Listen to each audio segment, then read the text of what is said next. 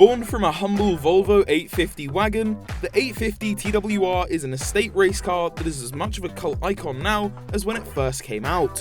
In 1994, Volvo joined legendary racing team and engineering firm Tom Walkinshaw Racing to build a car for the British Touring Car Championship. What resulted was the 850R Estate and its later 850 sedan brother. However, TWR had one big problem.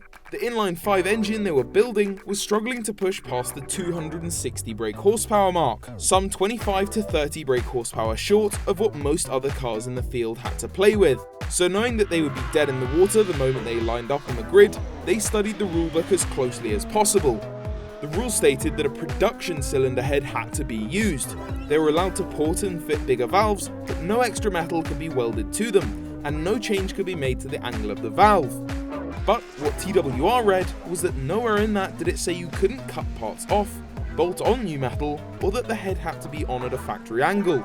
The ingenious engineers got to work by cutting the top half of the head off, fitting a fully custom billet section to fit their bigger valves and cams. Then onto the tricky part of not being able to change the angle of the valves. Well, not tricky if you're TWR though, because they just cut a slice out of the head so it sat on the block at an angle, giving a shallower exhaust port and a steeper inlet.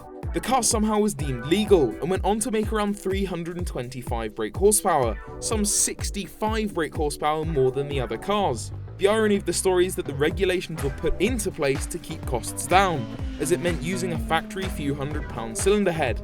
Instead, it ended up costing the team £10,000 to £15,000 per head. What do you think? Cunning rule interpretation or too far to be fair?